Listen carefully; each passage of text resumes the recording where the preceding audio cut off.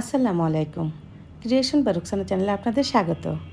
আজকের পর্বে করে দেখাবো ছোট বড় আমাদের সকলেরই খুবই পছন্দের আর অত্যন্ত মজাদার সানার মালাই সন্দেশ। এই সন্দেশগুলো হবে একদম দোকানের মতো নরম তুলতুলে আর স্বাদে গন্ধে হবে অতুলনীয়। এই সন্দেশগুলো দেখতে যেমন লোভনীয় হবে আর খেতে তো হবে ভীষণ মজার। কিছু টিপস জানা থাকলে এই সন্দেশগুলো বানানো কিন্তু খুবই সহজ। আমি এই সন্দেশ বানানোর প্রয়োজনীয় সমস্ত টিপস আপনাদের মাঝে তুলে ধরেছি। আশা করব আপনার উপকৃত হবেন। তো চলুন এই মজাদার সন্দেশগুলো কিভাবে বানালাম দেখে আসি। সন্দেশ বানাতে প্রথমে ছানা করে নিতে হবে। দিয়ে দিচ্ছি 2 লিটার ফ্রেশ লিকুইড দুধ। এখন দুধটাকে জাল করে 1 থেকে 2 বার বলক উঠিয়ে নেব। দুধের বলক 1 থেকে 2 বার উঠালেই চলবে, এর বেশি দুধ জাল করার দরকার নেই। এখন চুলাটাকে অফ করে দেব। এখন দুধটাকে নেড়েচেড়ে 3 থেকে 4 মিনিটের মতো হালকা ঠান্ডা করে নেব। এখানে 3 চামচ ভিনেগার আর 3 চামচ পানি মেশানো আছে। ভিনেগারের মিশ্রণটাকে একবারে আমি দুধে দিয়ে দিচ্ছি আর এভাবে আস্তে করে নাড়তে থাকবো।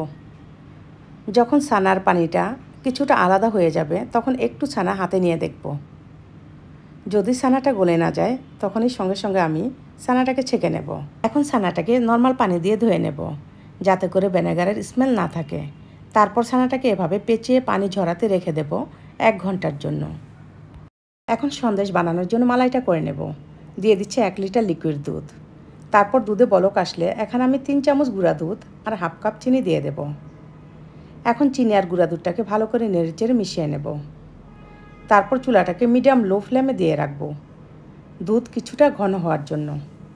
দুধ ঘন হতে হতে এদিক দিয়ে আমি ছানাটাকে ভেঙে ম্যাশ করে নেব। দেখুন ছানাটা কতটা সফট হয়েছে। যে কোনো মিষ্টি বানানোর ক্ষেত্রে ছানাটাকে অবশ্যই সফট আর পারফেক্ট হতে হবে। এখন হাত দিয়ে এভাবে করে ছানাটাকে ভালো করে মেখে নেব।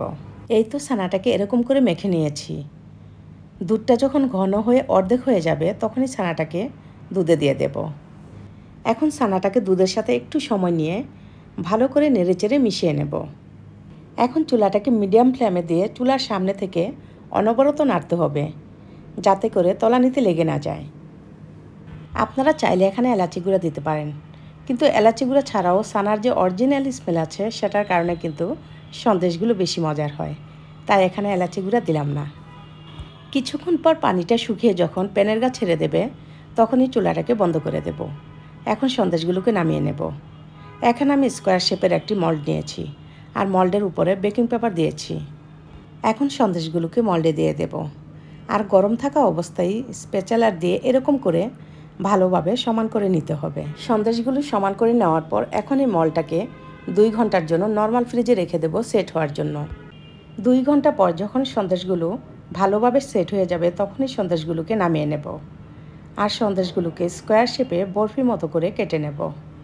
সন্দেশ বানানোর ক্ষেত্রে অনেকেরই একটি প্রশ্ন থেকে যায়, সন্দেশগুলোকে আমরা কোন অবস্থায় কখন নামাবো।